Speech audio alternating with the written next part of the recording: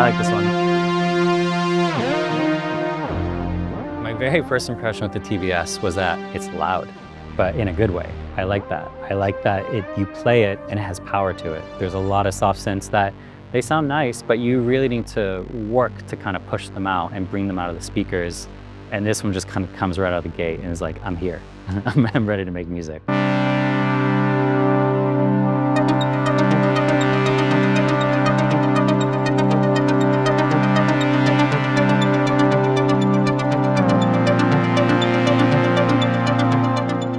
My name is Hultquist. I'm a composer for film and TV.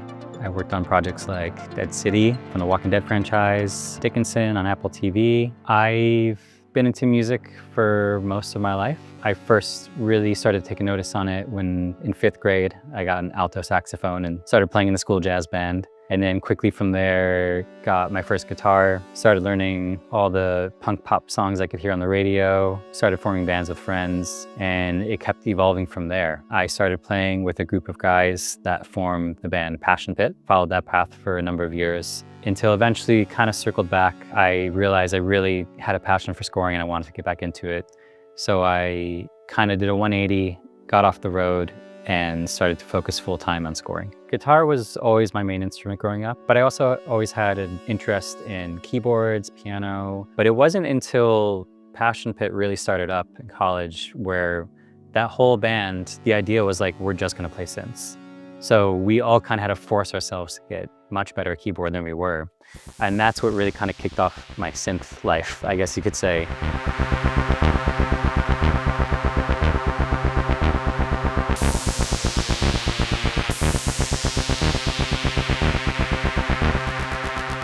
I've actually always been interested in sound design and the production of a record, almost more so than like the lyrical songwriting of a record. I remember Sgt. Pepper's was a great example where I listened to that CD until it couldn't play anymore just because of the sonic space that it created. Beck's album Sea Change is another one that was hugely influential on the way I think about production and the scope of a piece of music. I've always been interested in the sonics in the background. Obviously the songs are amazing too, but I've always gravitated towards that immediately. So I think that's part of why it's been fun to work on scores, because I can really create my own worlds now.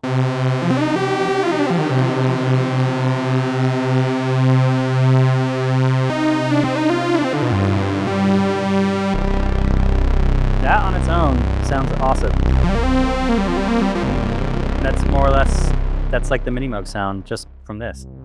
When I'm first hit with the creative brief, and it's kind of up to me to start figuring that out, a lot of times I might just have a piano in front of me or guitar, and usually I try and figure out some sort of chord progression maybe that kind of speaks to me. I really like to build themes on the projects I work on. I still really believe in thematic writing for scoring projects. If you think back to like John Williams scores, it's a very specific melody, like the Superman melody, but it can also be a sonic representation. It could be a specific synth sound or drum sound. If you look at like the score for Birdman, the whole score is drums. So it's like specific rhythms are the theme. When I usually drum to a synth is when I'm starting to build out the palette of my score, of what I want to add in. The different colors and textures. I usually will start kind of jumping through presets because I like to find a sound that kind of like sparks something in me. I hear a lot of great presets, but I know that one of them is really going to speak like, oh, this can work. This is going to fit in the palette that I think I'm creating at the moment. And once I have it in front of me, that's when I might go in and start playing with it, seeing what can I do to this. So it's not just copy paste. What can I do to make it a bit more unique? And that can be either going to the actual synthesizer and messing with the patch, or it could be the way I process it through other effects like distortions or different reverbs, and making it feel a bit more unique to the project itself. The presets that it comes with, first of all, are really remarkable. There are some sound design things happening there that I can't even figure out. Like, I don't know what's happening, but they sound fantastic. So it is fun to kind of go through and just kind of see what you can find, like something called Annihilator.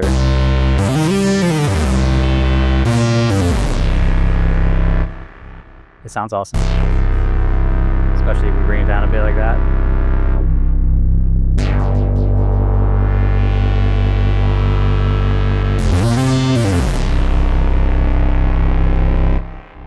That's pretty dope. I like that. The sound quality of it is just really impressive. It feels like you're working with a Mini Moog or a real Oberheim synth in front of you.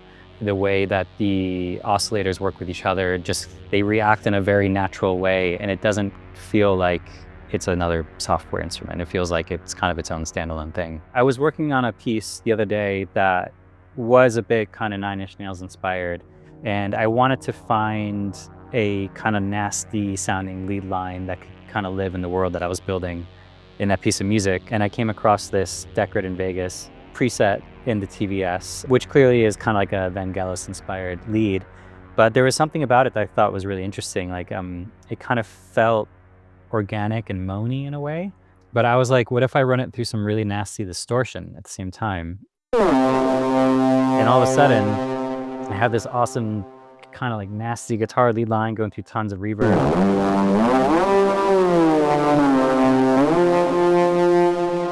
And then from there, that's when I can start getting more into the nitty-gritty of the synth.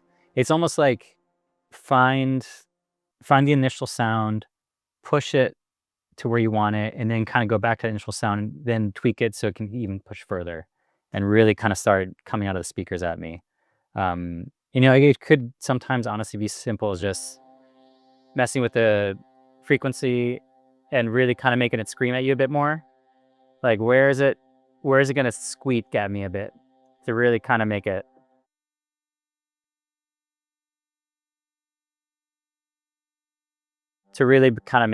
pop out of a mix. We want music to kind of feel like it's live and real, especially when we're working in the box.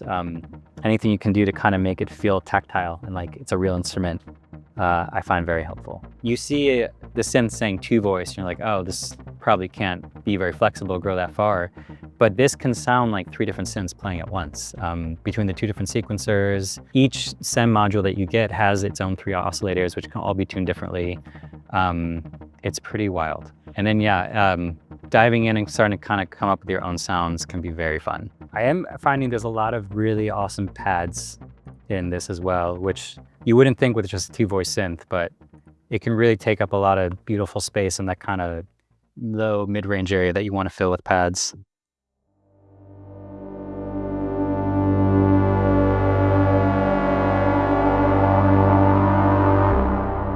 This could go straight into the Dead City score for season 3.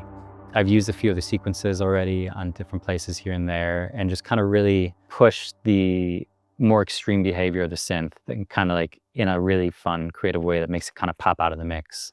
If you hit this, you can record your own.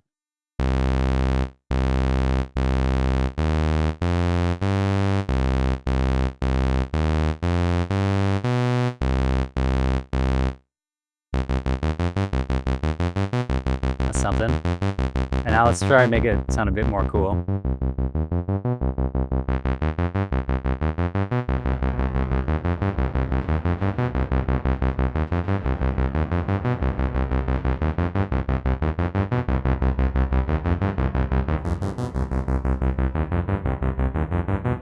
Now, if I actually change this to sequence and SEM split, I can now have the first SEM holding that down.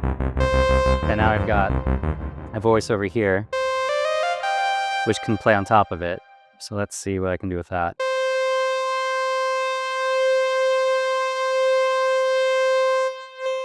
This is the magic of film scoring. Sitting here and twiddling knobs until you find something cool. All right, let's see what we can do.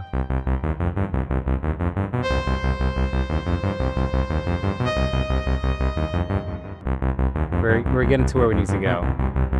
Obviously, there's a bit more refining. Throw Cold Fire back on.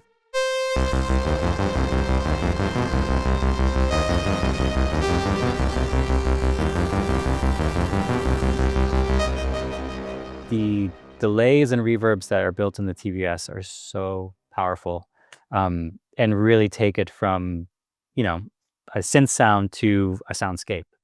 I've been really impressed with what they can do. They're super lush and full sounding.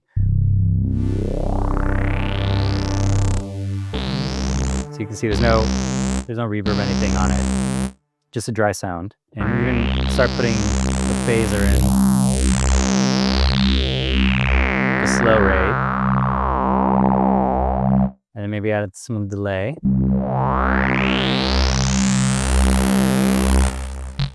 And then if we want to go further, add in some reverb.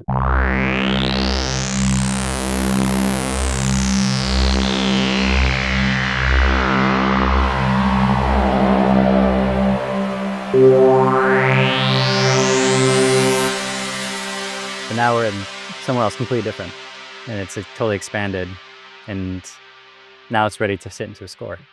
A good synth can be flexible in terms of where it brings you sound-wise. It doesn't always have to sound retro 80s. It can absolutely sound modern or current or fresh or shiny. It's all about the creativity that you put into it. So I would absolutely go to this for anything, really. When you start pushing where it is with the different effects and things like that, it doesn't sound 80s to me. It sounds totally different and unique and interesting. That's one of the best things about it. It has the flexibility to apply itself to a lot of different places. I love that like distorted thing it's doing at the end. It's really cool.